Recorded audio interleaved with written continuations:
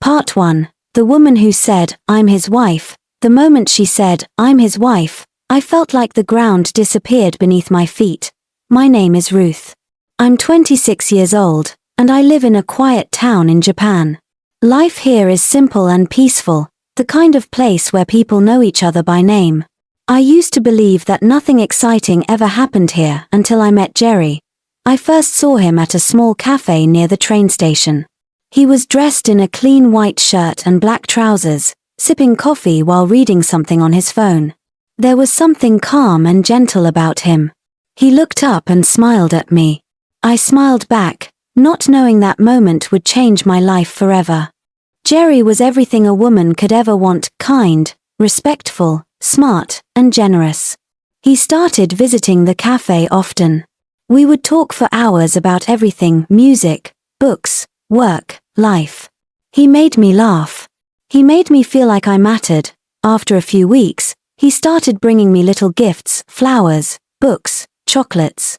He once gave me a silver necklace with a heart-shaped pendant. He said, "You deserve to be treated like a queen." And that's exactly how he treated me. For the first time in my life, I felt seen. I felt special. I didn't know much about his background, only that he was a businessman who often traveled for work. He mentioned that he was very busy, but he always made time for me. He would cancel meetings just to take me out for dinner. He listened to me, respected me, and made me feel safe. I truly believed I had found my soulmate. One day, Jerry told me he had an urgent business trip to attend in Washington, D.C. He said he had a meeting with important people, maybe even the President of the United States. I laughed when he said that, but he wasn't joking.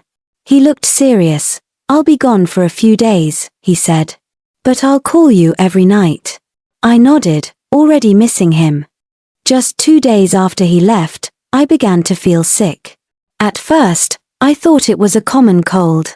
I had a slight fever and felt dizzy in the mornings. I went to the nearby clinic just to be sure. The nurse smiled after running the test and said, "Congratulations, you're 3 weeks pregnant." I froze for a moment. Pregnant? I was shocked, but happy. I placed my hand on my stomach. I couldn't believe I was carrying Jerry's child. The man I loved. The man who loved me. That night, I called him. "I have good news," I said. "What is it?" He asked, his voice warm and cheerful. "I'm pregnant." He didn't speak for a few seconds. Then I heard him laugh softly. "Are you serious?" "Yes," I said, smiling. 3 weeks. "I'm so happy," he replied. "I can't believe this. Ruth, this is wonderful news."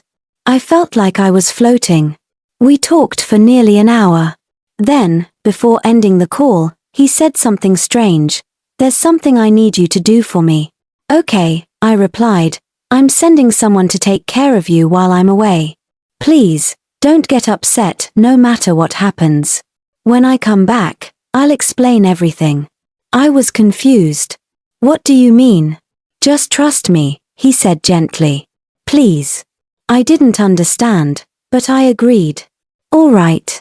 A few hours later, a tall, beautiful woman walked into my hospital room. She was dressed in a green silk blouse and black trousers. Her heels clicking softly against the floor. She looked elegant, like someone from a magazine. She smiled politely and asked, "Are you Ruth?" "Yes," I replied, sitting up in bed. "My name is Jennifer Orlando." I smiled. "Oh, are you Jerry's sister?" She gave me a small smile and shook her head. "No. I'm his wife." The words hit me like a slap. His wife. "Yes," she said calmly. "Jerry and I have been married for 5 years. We don't have children yet. But I'm very happy you're pregnant. You have no idea how much this means to me." I couldn't breathe. I stared at her, my mind spinning. I wanted to believe it was a mistake. Maybe she was joking. But her face was serious. Calm. Sincerely, Jerry never told me he was married. Not once. I had no idea. He made me feel like the only woman in his world, and now I was pregnant with another woman's husband's child. I didn't cry. I couldn't. My body felt cold, like all the warmth had left it. Jennifer sat beside me and took my hand. I'm not angry with you, she said. You didn't know. I blame Jerry, not you. But please, don't be afraid. We can talk about this. But I wasn't listening anymore. My heart was broken into pieces. I felt sicker than before. I wanted to run. I looked away and said quietly, please leave. Jennifer stood up and nodded. I understand. When she walked out, I picked up my phone and called Jerry. He didn't answer. That night, I lay in my hospital bed staring at the ceiling. My hands on my stomach. My heart is in pain. I loved a man who lied to me. I gave him everything. And now, I didn't know what to do with this baby growing inside me. Part 2. I walked away from love. I didn't sleep that night. After Jennifer left the hospital room, I sat for hours in silence. My phone lay on the table, but I didn't want to touch it. I stared at the wall, thinking about everything that had just happened. I was pregnant with a married man's child. The man I had trusted, the man I loved, had kept the biggest secret from me. How could he not tell me he had a wife? And how could his wife, Jennifer, be so calm? She had even thanked me for being pregnant. As if it was a gift I had given her on purpose. My stomach turned. I felt sick, not just from the pregnancy but from the pain in my heart. I wanted to cry, but the tears refused to come. I felt empty. Around midnight, I finally called Jerry. He picked up on the first ring. Ruth, he said softly. Please, let me explain. You lied to me, I said, my voice shaking. You're married. There was a long pause. Yes, I am. But it's not what you think. Then tell me, I said. Tell me why you made me believe I was the only one. I didn't plan any of this, he began.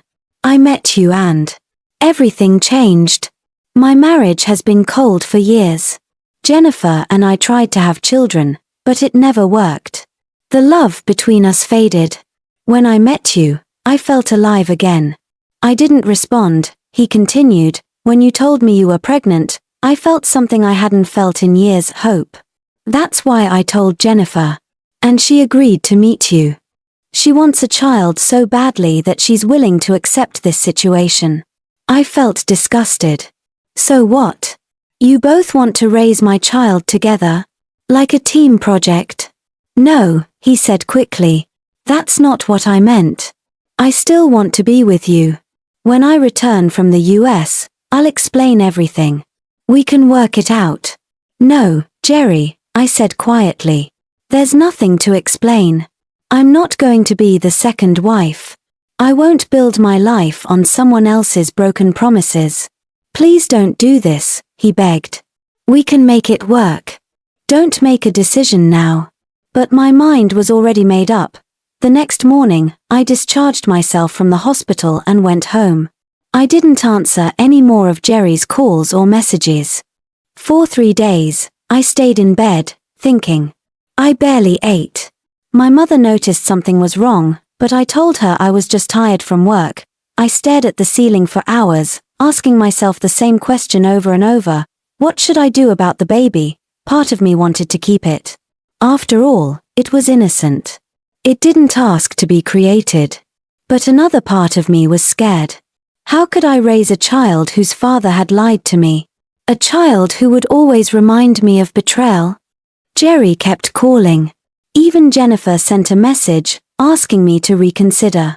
She said I didn't have to be part of their lives, that they would raise the baby if I didn't want to. She even offered to support me financially until I gave birth. That made my decision easier. I didn't want pity. I didn't want to be part of their arrangement. I wanted my life back, so I made the hardest decision I've ever made. I booked an appointment at a nearby private clinic and told them I wanted to terminate the pregnancy. The nurse looked at me carefully. Are you sure? She asked. I nodded. Yes. The procedure was done that same day. It was quiet. Quick. I didn't cry. But that night, I lay in bed with my arms around my stomach. Whispering, I'm sorry. I knew I would never forget it, The next morning, I turned off my phone and packed away everything that reminded me of Jerry, the necklace, the gifts, even a small handwritten note he once gave me. I deleted his number. I wanted to start over, but even though I had removed Jerry from my life, the pain remained. I felt hollow inside. I had given my heart to a man who never truly belonged to me. And in the end, I lost not only him but a child too. For weeks, I avoided everyone. I stopped going to the cafe where we met. I skipped social events. I needed time to heal, but time moved slowly. One evening, I sat on a bench outside my apartment, watching people pass by. A little girl ran past me, laughing and holding her father's hand. I looked away, trying to stop the tears. That's when I realized something. I didn't just lose a relationship. I had lost trust. Trust in people. Trust in love. I promised myself one thing that night. Never again would I rush into love. Never again would I believe words without proof. Never again would I ignore the signs. The next day, I returned to work. I smiled at my colleagues, drank tea in the staff room, and acted like nothing had happened. But inside, I was different. Jerry had changed me. The baby had changed me. And though I would move on, I knew a part of me would always remember the girl who once believed in fairy tales. I had walked away from love, or at least, what I thought was love. Part 3. A fast wedding, a fast regret. 3 months after I ended things with Jerry, I ran into someone I hadn't seen in years. It was a rainy Saturday afternoon, and I had gone to the supermarket to buy a few things. I was standing in the cereal aisle when I heard a voice behind me say, "Ruth?" I turned around and there he was, John. We had dated back in university. It was nothing serious back then, just 2 young students trying to make it through exams and late-night study sessions. We had broken up after graduation when he moved to another city for work. There were no hard feelings. We just lost touch. Now, standing in front of me, he looked more mature. His hair was shorter, and he wore a neatly pressed shirt. He gave me a warm smile, and for a moment, I forgot everything I had been through. We ended up having coffee at a small cafe near the supermarket. We talked about everything: life, work, family. It felt easy. Comfortable. He told me he had moved back to town last year and had been working with a local engineering firm. "I've had a rough couple of years," he admitted after a while. I was supposed to get married. Everything was ready: venue, suits, food. But 3 days before the wedding, she left me. She flew to Brazil to be with someone else. I didn't know what to say. "I'm so sorry." He shrugged, trying to act like it didn't hurt anymore. "I've been trying to move on since then. But it's not easy finding someone you can trust." There was a short silence. Then he looked at me and said, "Seeing you today. It feels like a sign." I smiled politely, unsure of what to say. Over the next few weeks, John and I started meeting more often. We went on walks, had dinner together, and talked late into the night. He was kind and attentive, always checking in to see how I was feeling. At first, I kept my guard up. But slowly, I started to relax. One evening, as we sat in the park watching the sunset, he turned to me and said, "Ruth, I've never stopped caring about you.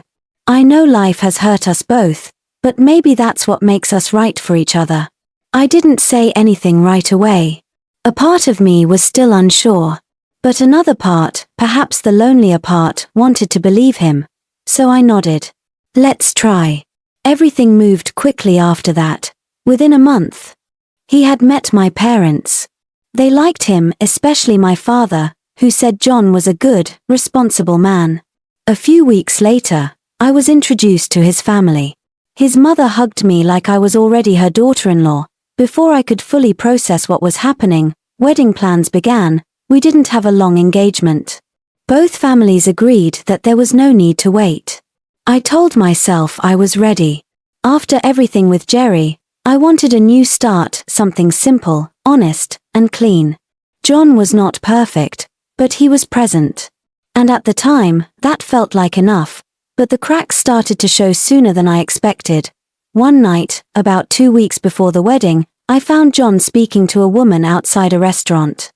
She was standing too close, laughing in a way that made me uncomfortable.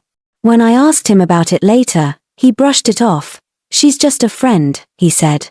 "Don't make something out of nothing." I didn't want to seem jealous, so I let it go. A few days later, I mentioned it again, just to be sure. That's when he raised his voice. "I told you to drop it, Ruth. Why are you acting like this?" His tone shocked me. I stepped back, and for a moment, I thought he might hit me. He didn't, but the look in his eyes made me feel small. "I'm sorry," he said quickly. "I didn't mean to scare you. I just hate being accused." I accepted his apology, but something inside me shifted. I began to wonder if I had rushed into things too quickly. But by then, the wedding was just around the corner. Guests had been invited. Clothes had been sewn. Venues had been booked. Everyone expected it to happen.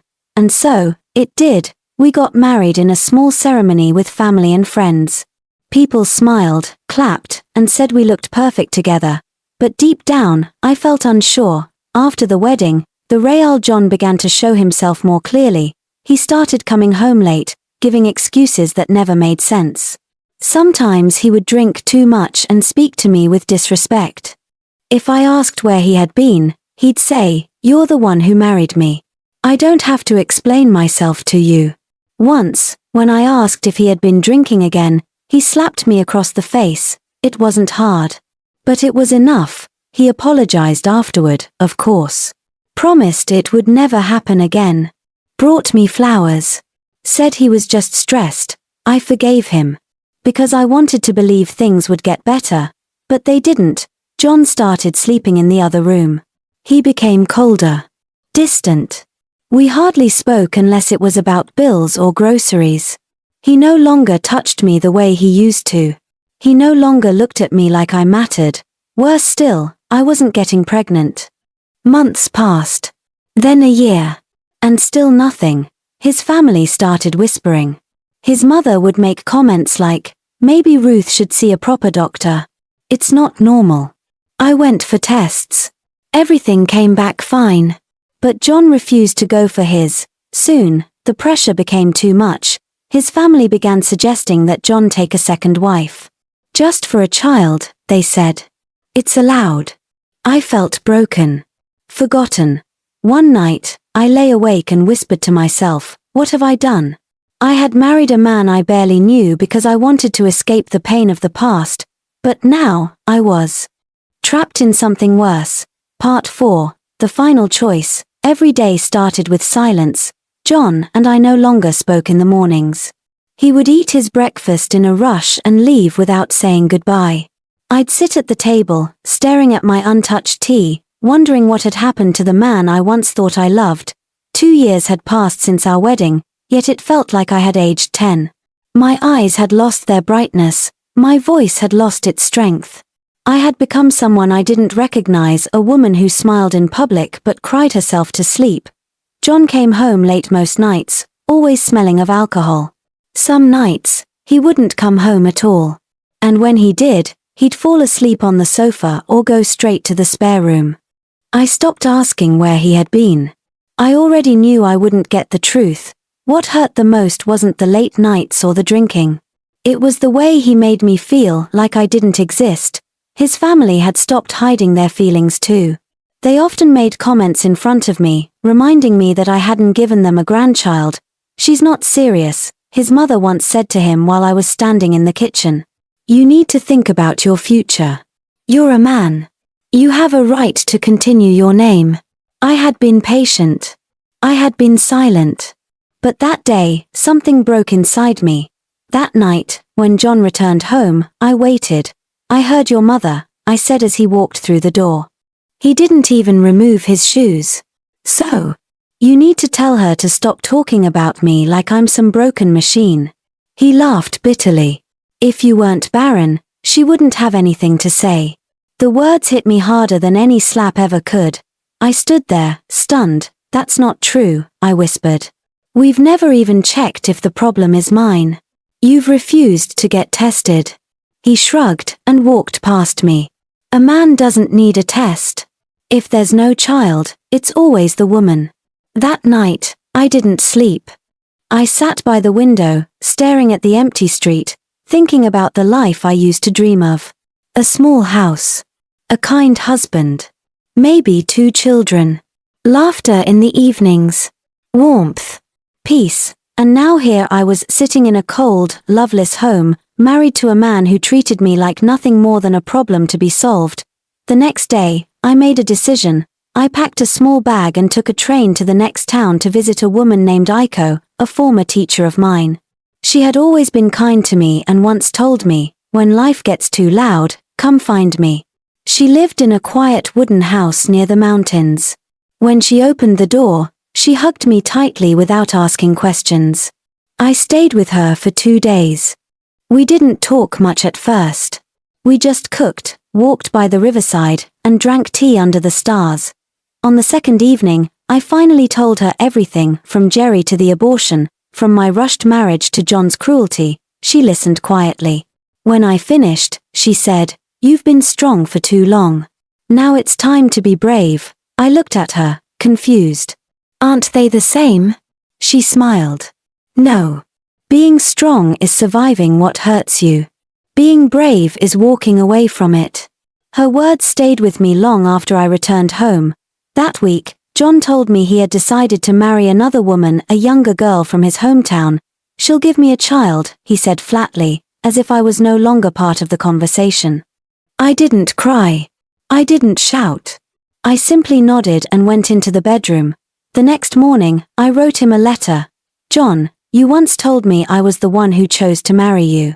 You were right, but today, I choose to leave, not because I hate you. Not even because you failed me. I'm leaving because I finally remember who I am. I'm not a failure. I'm not broken. And I'm not a woman who deserves to live in fear, doubt, or silence.